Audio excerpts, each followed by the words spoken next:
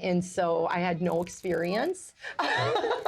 And best time to start. Yeah, I talked to a really good friend of mine, Christy from Love Always Floral, who Shout out to Christy. Yes, who owns a flower shop, and just said like, hey, I have this idea. Like, there's a lot of waste in the floral industry, and Absolutely. what could it look like? You know, taking, you know, flowers are at all of our gatherings, right? And our celebrations, whether that's happy or sad, they mark a lot of important memories in our life. And what if we could take those cherished memories and turn them into new memories for someone who's facing isolation or loneliness or some sort of hardship? And so my dear husband moved all the furniture to the perimeter in a room of a room in our basement, and he set up 2 sawhorses and a piece of plywood for like a makeshift work table.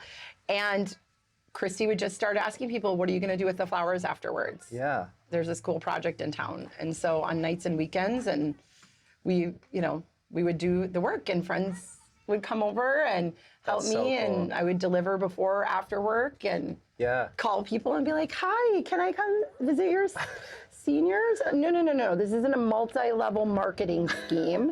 It does not cost any money. Yeah. And it was just born. Come back. So if you want to, we can play pickleball later. Yeah. We're also, I'm dressed for it. Yeah, you look awesome. You look dynamic. There's nothing you can't do in a dress. And leggings. You gotta put I haven't had that experience, but I do imagine that is probably the case. This is also the busiest park that we've ever filmed one of these at. It's probably what we get filming at 10:30 a.m. instead of our usual. Oh, it's also summer. We're full summer mode now. Yeah. So. But you're gonna be so ready for it, and I'm so pumped to have you on. I dressed in my nature outfit today. You look awesome. You look awesome. All right, Kelly, it's great to have you on. I'm so excited to be here. Well, Kelly Krenzel from Hope Blooms is our episode 5 guest on Brunsdale's episode, Brunsdale Park. We got pickleball going on in the background. This is not how you play pickleball. I thought that's what this was. What? Sign language for pickleball? I don't know. You thought that's what I was motioning when I said back here? No, I don't know. Okay. We do have pickleball going on. Yeah, Sports. Perfect. Yeah. Kelly, I'm so glad to have you on this episode. You're already making a great impression. You brought these cake pops that it turns out your husband was slaving away in the Costco aisle, finding for us. And the very first time that I ever saw you, you were on the stage at TEDx Fargo. Goodness. And I was just a wee little 23, 24-year-old tot in the audience looking out at you. I've aged so much since then. Not at all. Not at all. I have aged way faster. But to hear your story there on that stage, and then be able to start volunteering with your organization and get to know you more on a friend level too. Kelly is probably the best friend that you'll ever meet. You're writing cards to Riley. You are the brand of Hope Blooms, and I feel like you just bring this joy everywhere that you are. So I had to put on my colorful outfit for today. I'm pumped to have you on this episode. And for new listening ears, I want people to hear a little bit more of what I had the pleasure of hearing when I was in the crowd at TEDx, which is the origin story of Hope Blooms. Well, first of all, thank you. I'm a huge Jack fan.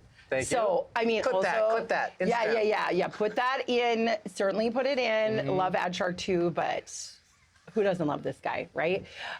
That's where this conversation's going. Yeah. We're not going to talk about me. We're going to talk about you. No. But thank you for inviting me. I'm happy to be here. So a little bit about Hope Blooms is I usually start by saying I accidentally founded a nonprofit. I say that, not meaning that, it hardly took any work or our mission doesn't matter, but more from the concept of just trying to do one good thing, right? Trying to say, what are the skills and the gifts that I have that could potentially, enlighten someone's day or change the course of someone's day or make an impact in our community where I saw a need. Yeah. And certainly isolation and loneliness is a real thing that I think a lot of people experience throughout their lifetime. And, you can be perfectly surrounded by people and still feel very alone. And for me, in particular, I spent every summer living with my grandma, my sweet grandma Frida, in a small town called Linton, North Dakota. And I just learned so much from her. And just really my like extreme love and adoration comes from the time that I spent with her, and one of the things that we did together was garden. So seniors have always held such a special place in my heart because of that relationship. Yeah. And I've always loved flowers because they remind me of my grandma. Oh. As I watched her age and go through different transitions in her life, and I think when you don't really actively realize some of that is happening until you have a loved one in that, in that certain transition in life, or perhaps until you're doing that yourself. Yeah. And so that always kind of stuck with me. And then I spent the better part of a decade working at a local hospice organization. And my job was to meet with patients and families and tell their story. And so like within that, you were just talking about like, if I wear sunglasses, people won't see me cry. Well, you'll hear it, my friends. Yeah, well, we're about there. Doesn't take much. Yeah. But, what a tender time in someone's life, and what a privilege to be able to bear witness to what really matters. Yeah. Right? When someone's given a terminal diagnosis, it left such an imprint on my heart to say, like, hear people say what really matters, and it's these small moments of mattering, right? Yeah. It was like, I just want to feel well enough to have my favorite meal with my favorite person, or I want to feel good enough to ride my lawnmower because that brings me joy. Yep. And I just think like, we can do those things for people, right? Absolutely. Regardless of the stage of life they're in. Like, what would it look like if we're trying to create these like sparks of joy, these meaningful moments of connection that really ultimately make up the course of our lives? Like, we wait for big things in our life, but we spend far more days, much more of our lives doing things that seem not unremarkable, when there are so many remarkable moments that can be made in those, in those everyday life. And so Absolutely. When I became a mom in late 2015, it just like busts your heart open in ways you would never imagine. You become more emotional, don't you, as a parent? Yes. I started I caught myself tearing up at like a friend's wedding dance, and I was like, what's happening? Yeah, exactly. Well, and I just think like you look at this like beautiful baby and just say like, how can I help make the world a better place? Yeah. Because like, I want you to experience that, right? And not everybody like, is in the same situation. And so it really just became like that catalyst, I think, for me to like actively do something. And so I had no experience. And best time to start. Yeah, I talked to a really good friend of mine, Christy from Love Always Floral, who Shout out to Christy. Yes, who owns a flower shop, and just said like, hey, I have this idea. Like, there's a lot of waste in the floral industry, and what could it look like? Taking, flowers are at all of our gatherings, right, and our celebrations, whether that's happy or sad. They mark a lot of important memories in our life, and what if we could take those cherished memories and turn them into new memories for someone who's facing isolation or loneliness or some sort of hardship. And so my dear husband moved all the furniture to the perimeter in a room of a room in our basement, and he set up 2 sawhorses and a piece of plywood for like a makeshift work table. And Christy would just start asking people, what are you going to do with the flowers afterwards? Yeah. There's this cool project in town. And so on nights and weekends, and we would do the work, and friends would come over and help me, so cool. and I would deliver before or after work, and call people and be like, hi, can I come visit your seniors? No. This isn't a multi-level marketing scheme. It does not cost any money. Yeah. And it was just born. That is so cool, Kelly. I love it. Do you have a photo of the first workbench? I feel like that needs to be a wrap in the new office location or something. Yes, we do. Like of one of the very first deliveries. Yeah. That's so cool. And I will say too, so your relationship with your grandma Frida, I feel very drawn to that story as well, as someone that my whole reason I moved up to Fargo was because my grandma Callie was up here. She was my only family member in Fargo, and I thought it would be really nice for me, 18 years old, and until I think she passed when I was about 27. So we had all these tender years together where it really kept me in Fargo. Nothing is ever better. And I saw these transitions of like at first I would go over to my Grandma Callie's house on Sundays, my freshman year of college, and she would make dinner for me. And then a couple of years later, it transitioned into me bringing dinner over. And then she got into Touchmark and the assisted living side, and then we would have dinner in the cafeteria. And I was with her in one of her final year or two when she was in the memory care unit, and a Hope Bloom's delivery was brought to her.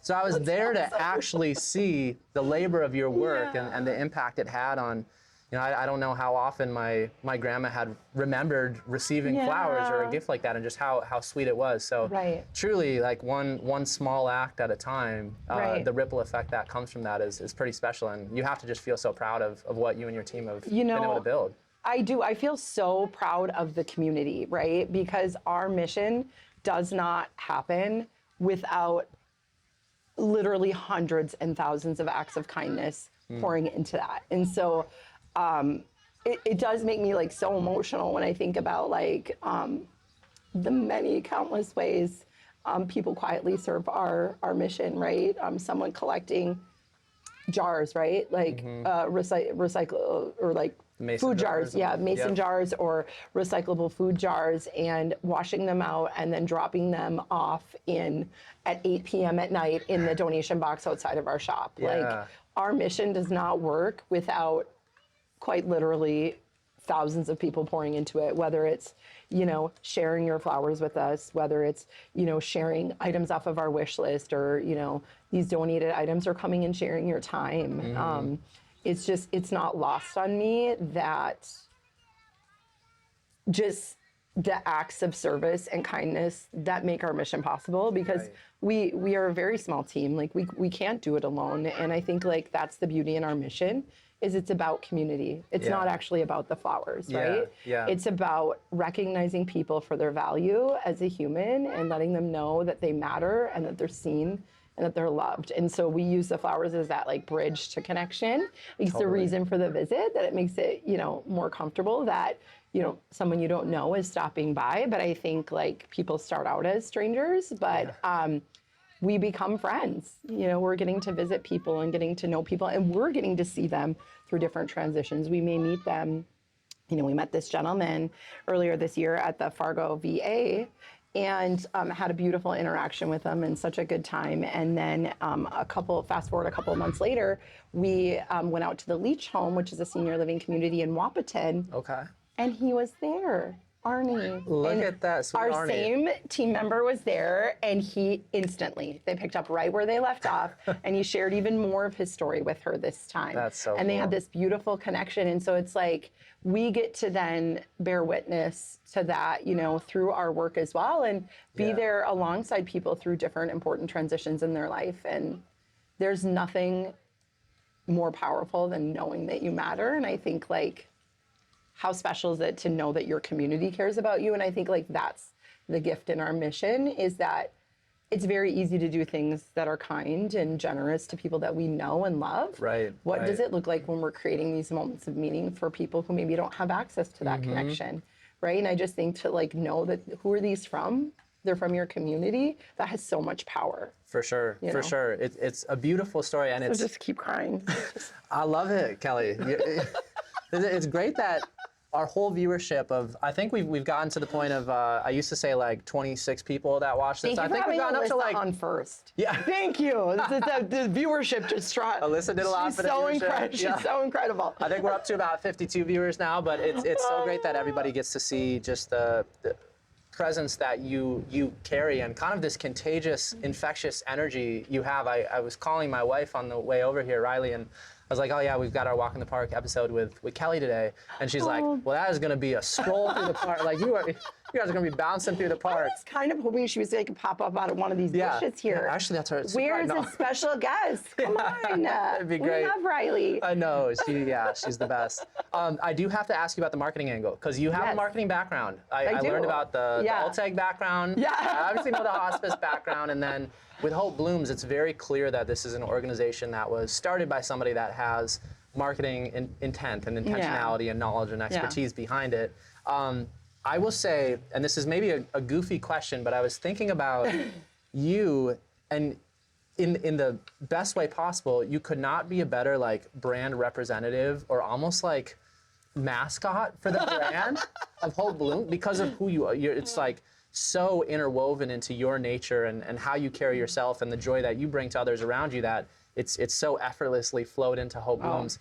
Was that intentionally done, or do you feel like it just kind of has organically happened that this brand is the direct reflection of you? Or did you go out saying, this is my life mission is to conduct myself a certain way and I want my brand to operate the same? Yeah. I mean, I deeply care about, you know, like branding and storytelling and, you know, like communicating in a way that is reflective of, you know, of a passion, of a mission. But no, I wouldn't say that there were intentional choices on like, I think it is my voice a lot of times. And I think then that comes through in other things. Sure. I will say that I have been unintentionally dressing like the whatchamacallit, like the mural wall at Hope Blooms. I had like a real moment in the bathroom one day many years ago that I was like, oh my, is this like Stockholm syndrome where you like identify with your You're captor? like standing against the wall and you lose yourself a little bit. But you know what? I think more than anything, like, you know, bringing joy and, you know, like making deep, meaningful connections is as rewarding as it is. It is something that can, like, I don't mean drain you in a negative sense, but it does take a lot of energy. And I think like one thing that really brings me a lot of joy is like bright colors and things that make me happy, you know, and in like in a given day that you don't know if you're gonna maybe have time for lunch or something like that. Like the small moments that we can bring back to ourselves, I think are incredibly important. And like dressing in bright clothing and making other people feel seen through other acts outside of our mission brings me an incredible amount of joy. So, absolutely. I feel like you can't be in a bad mood while dressed colorfully. No, it's not. It wouldn't be a good look. No, now everyone's looking at you and you're grumpy. Yeah, exactly. The other question that I wanted to ask on the marketing side specifically is, you have a lot of different pockets that you're having to think about in your marketing mix. You've got your financial donors, your like in-kind drop-off donors, whether it's floral or jars. You have obviously the clients in a way, if you would call them that recipients. You're serving. And then you also have the volunteers that you're wanting to, you know, continue to enhance the mission and expand what you're doing. How do you consider all of those when you're making decisions that are related to, from the simplest social post to website content, like where's your focal point? Or do you just think, you know, if I create a brand that is compelling enough to all of these groups, they can all coexist well, and I don't need to maybe like differentiate my messaging? You know, I think that's a great question, and certainly something that, you know, can be a little bit tricky, but I think like just in general, always bringing it back to the mission. And I think that's the difference of nonprofit work, is that it's always reminding people the why. Why are they involved? Why are they passionate about it? It's answering that question and reminding people. And I think it's leading in gratitude, regardless of I guess which like group that we're communicating with, is doing what we say we are, you know? And so I think that, and then, you know, keeping the mission as the core of it is something that is, you know, weaves into every single connection that we are making, whether that's in person, whether that is, you know, some sort of appeal, whether that is, you know, out having conversations with people we serve. Like that's the common thread that binds us all. And so just not losing sight of that. Love it. And making it about the mission and not about us. Yes. Right. Yes. You know, and that's even something that we talk about when we are out doing our programming too, is like we have so many awesome volunteers, and it's like if it's your first time, you want to have this moment where someone's like, oh, this is amazing, you know, like this meant so much to me, or someone, you know, cries, or there's this like beautiful moment that happens, and it's just a good reminder that we share with people too, like it's not about us. So like, of course, we naturally want to see the efforts of the fruits of our labor in person, in someone's face, in someone's reaction. But not everybody has that same way of communicating. And it's like, just know that like they will have had a better day because you made the visit, right? Absolutely. And they might not just communicate that way, the same way as someone else. So, Yep. And so just, again, bringing it back to that mission. I love and, it. Why we exist. It's a really important thing to be cognizant of. Yeah. Final Hope Blooms question before I go to our sponsor break, but you, I think it's been a couple years now since you've made this transition, but at some point you hit the point of deciding to make Hope Blooms full-time employment for you, which is a big step, a big leap of faith to leave a comfortable job and comfortable expected salary, benefits, all there's a lot of considerations that go into that. What do you feel like called you to make that step? I think there's a lot of people that maybe question when the right time is to make a jump, and for you, maybe who was your network of supporters that helped nurture you into that decision, or were you just so confident and ready to do it that you knew that was the right move to take? No. It's the easy question to that. I think just in general, I'm not a risk taker at all. I think the kind of how we have grown and how we started was probably the only way it would have worked for me ever to come on full time. Because if I were to say I'm going to found a nonprofit and here are the steps I'm going to do to get there, I don't know that I would have been brave enough to do that, right? But I was having kids. My oldest, Henry, was just 8 months old when I started Hope Blooms, and I was still working full time. And up until 2.5 years ago, I worked full time and had Hope Blooms, and then I have another son who's 7. But I think I wasn't in a space in my life where that made sense. Having kids and things like that, and those early years of their childhood. And I knew once I got to be there full time, some of the day-to-day things, would be best handled by someone else, right? And so I chose to, when we had the funding and the resources to be able to add people, that we got kind of the nuts and bolts taken care of first, knowing that, the value that I bring to the mission is going to be different than, a different teammate too, And so I think there was just naturally a spot where it's okay, my kids are a little bit older, and also no one ever founds a thing hoping they never work there, number one. But also we had gotten to the point funding is a very real thing, right? For-profit businesses, certainly for nonprofit businesses. And we got to a point where we were able to raise enough funds where that was a possibility. And more than anything, I think it's this is absolutely where I'm supposed to show up in this world, And so I think it was an affirmation just to myself that it's I can't imagine doing anything else. And I do think the most value I can bring to the world, which is I'm always looking for opportunities for that. This is where I can do that, right? And so, with the support of our community and our incredible board of directors and, team, I was able to make that happen. So. Heck yeah. Yeah. Shout and out it to was you. Amazing. I felt it was first day of You were school. playing pickleball. Yeah, I was doing these guys, and all kinds of stuff. But yeah, it was an incredible milestone in my life. And I remember when the board did the vote and just sobbing in front of me. That must have been the coolest board meeting ever. And I was strike it from the record. I was stoic. I did not cry. Yeah, exactly. I didn't look desperate at all. Yeah, we're gonna have to pull up those meeting minutes. I need to see. Yeah, but it was just a huge moment, and also really became a growth catalyst for our organization as well. You can only do so much, on nights and weekends and lunch breaks and emails and you now have breaks. more peace in your life, not having to have all these. I can't imagine starting it as a 8-month-old, having an 8-month-old, and then also doing the full. I can't imagine. And now your kids must just think their mom's the coolest person ever. I mean, we're not going to. They have to love going to the shop. They're not going to get. We're not going to put them on the record. But what is really cool, right? So this is a fun story that just recently happened. Yeah. Henry, my oldest, he brought home some artwork, and it was the assignment was show me the places that are important to you. And he had to make a picture, and he loves his school. He loves the library more than anyone I've ever met. He put the Lego store, and he put Hope Blooms.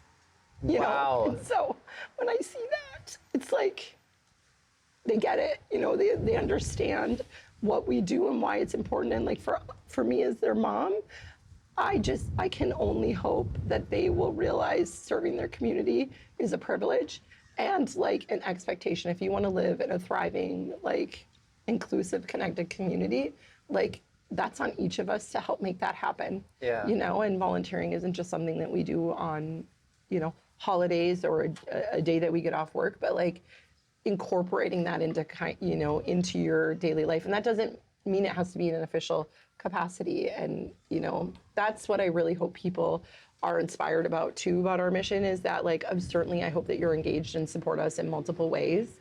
But more than anything, I hope that you can just be inspired that like, just do something nice for someone. You don't need permission. Yeah. You don't need to found a nonprofit. It's just like, but you have to be intentional because we're all busy, we're all stressed, and different things come up in life. And I'm better at that sometimes than others. But like, you can change the course of someone's day by doing so very little. Totally. That's such a cute story. It was like totally made me cry when I saw it. I was like, I'm so proud of you, buddy. I love it. He must really like that Lego store too. He does. I know. He's never been to a Lego store, but this is just a dream of his. Sure. I love the idea of the Lego store.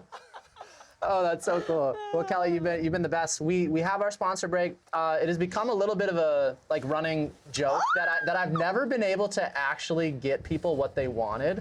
Amazing. You asked for ice cream and a tangerine LaCroix. I did not find tangerine LaCroix, so I found an orange Olipop. But was it one of these things, shrimp or filet mignon or something? Yeah, Andrew Young. Well, my first two, Ryan said he wanted me to make filet mignon and cut it up into little bits, which I still don't. And then Andrew wanted shrimp cocktail. Yeah, so I was like, we're getting closer. I was like, this is good. I'm also like not picky at all. Okay, my nature is also to not tell you and just be like, whatever you have on hand. Yeah, well, that's good. This is amazing. Yes, this will work. you. And then this is probably starting to melt a little bit, but that's okay. We can try. It's also being Amazing. filled at 10:30 a.m. I'm pretty sure. But that's It's all always right. a good Always time a for good ice time cream. for ice cream. Thank you. Here's a drumstick. Do you fellas want one too? I have to ask you about the Gooder glasses. I've been seeing them everywhere. Is it just like the ideal brand? My I Ray-Bans, don't know. Millie has like consistently taken my Ray-Bans and pulled them further apart. So they That's like perfect. sit on my face like this. It's great. I'm in the great. market and those look sweet. Okay, so apparently some of them can float. These were a gift from a dear friend. Okay. When you ask about Introduce people me who to the support friend you, so I can will. get some She's sunglasses incredible. too. She's the best person. My friend Lacey is the best person to go on vacation All right, with. Lacey. She always, okay, how's that going? Cheers. Dang it. Okay, cheers. Cheers. I don't think I want this. Mm-mm. Not what I thought was going to happen. Come up and take a bite. You're lactose intolerant. You're lactose intolerant? Yes, dude, I said this. All right. Could be a really funny bit if you still try. Yeah, exactly. Let's get some stomach cramps going on here. All right. I actually don't think I've ever had one of these. I like, What? You know how you Where are you from? have you ever gotten sick eating something and it like you Yes. ruined it for the? So I had one of the two Nestle Toll House cookies that have an ice cream in the middle and it's like wrapped in the chocolate stuff. I got shouldn't have sick off started that there. when I was like 6 years old. So you've never Since liked then, any ice like cream? chocolate coated ice cream, I don't. But I'll do That's this for been a you. gift for you. I'll do this to be for honest. you. Yeah. You get it after. Yeah. Also, I don't think generally speaking people eat it from right from the middle. Just gonna attack us like a squirrel. That's the right way to. How do I ice Let's cream? just say you're like being a novice in this arena is definitely showing. Yeah, thank you. Thankfully, you've Thank got your marketing prowess on point. That's all I need. Yeah, Trying new I things. might lose some fans eating this like a sociopath though. So we also do have the through line every episode, Callie, of asking for our young audience that's listening, one marketing tidbit or piece of advice that you would give that could help them impact their next campaign, business idea, nonprofit they want to start in their basement. What piece of marketing advice would you pass along as I take my first bite? Yes. So actually, I would say, like going back to you hate it. This sucked. Yeah. It definitely has a different vibe when it's melted. So Yeah, okay. I'll eat this later. Good call. I'm about to throw it immediately. But I would say just going back to the basics from the perspective of like marketing and communications, like going back to your brand. And, you know, Alyssa had talked about authenticity, but I feel like authenticity in just like a genuine appreciation and a genuine sense of going back to that sense of mattering. And it's like, I think a lot of things that you can do in your communications, like writing a thank you to someone, like just remembering like the people that you're communicating to and also the people that you're working with are people. They're just that, right? And so I don't have a clever marketing strategy other than appreciate people and tell them. Like if you see someone going through a major life transition, or you see something good happen to someone, or something sad happen to someone, or you just want to celebrate them, or just let them know that you're thinking of them, like dropping a note in the mail is the single most powerful, I guess, form of communication in my you know, from my perspective, if you can't be with them in person. And so I think and that helps like build your brand, right? Regardless if you're, you know, selling something in particular, or you're doing nonprofit work. I think to let people on the other side know that they matter is the secret sauce for sure. I love it. I love it. Perfect advice. And also, you're totally right. I think people can tell if it doesn't pass the sniff test, so to speak, if someone's not being genuine and authentic in their showing of appreciation and gratitude. And I would say Kelly is exactly who she represents herself as. The amount of sweet cards we've been sent from you for things that I'm like, how does she even think to write a card for me for this kind of thing? You're just the best. When we moved into our new home, you sent us some flower seeds for us to be able to plant. So yeah, I just love you, Kelly. I love that you're in my world. I'm so grateful you were on this episode. Before we part, is there anything you want to shout out? Any like Hope Blooms initiatives that we should be Well, there's supporting? A couple of great things happening in July. We are celebrating a decade in bloom. So we are reaching a major milestone in our mission, and that has only been possible because of our community and every single person that's been involved along the way. And so just a note of gratitude on that. I could never thoroughly express just how much it has meant to our mission, but more so how much it has meant to our recipients. And like, we're just endlessly grateful for that. And then we have a couple of really exciting other things tied to that coming up. We are the ticket beneficiaries on the Red River Valley Garden Tour this year. All right, let's go. Come out and support that. It's a self-guided tour, just appreciating some beautiful gardens in town, but that is an incredible opportunity. And then we are also the charity of choice for Taters, RDO Taters in awesome. October. And so October 20th, come out and support us. Enjoy some big potatoes, the biggest potatoes you'll ever see. Yes, and you know what? Potatoes nourish the body and flowers nourish the soul. So is there a Venn diagram showing joy in the middle, right? And so come out and support that. There's takeout orders if you can't make it and stay for the lunch, but also we have raffle tickets for sale too. And every bit of that comes back and supports our mission and helps us do the important work we're doing. And so find something to do that involves us, or come out and volunteer. I love it. Well, congrats on all of those things. Yeah. Congrats especially on 10 years. That is so cool. So good job, Kelly. Think about all the people you've impacted in that time. I do not like this. I do like this. This I do. Cheers. Yeah, cheers for that. Good. All right. A little slurp and then we go. You got a song? Yeah, pickleball. Nice. All right, way to go.